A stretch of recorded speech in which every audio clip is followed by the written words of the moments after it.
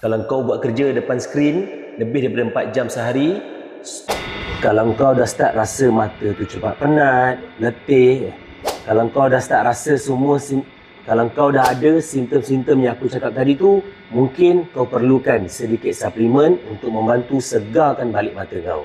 Bioluma daripada Nutri ni, sebab dalam ni dia ada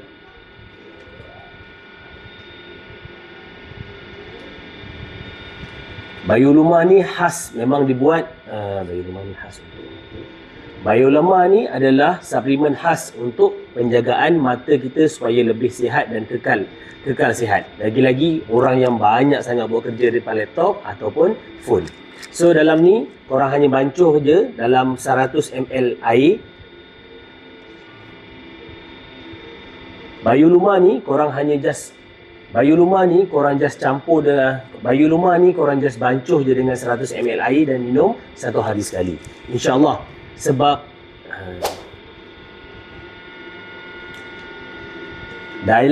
dalam Bioluma ni dia ada lutein dengan zeaxanthin.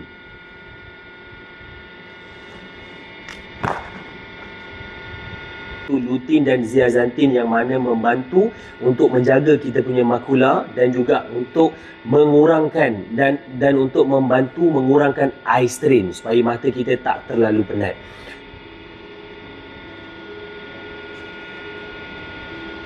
Dalam ni juga ada 5 jenis super berries dan juga dalam ni juga ada 5 jenis super berries dan juga ada 18 jenis multimineral yang lain.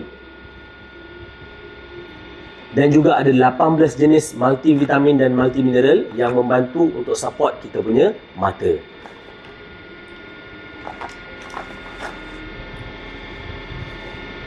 Satu kotak ni ada 15 seceh, cukup untuk penggunaan selama 15 hari.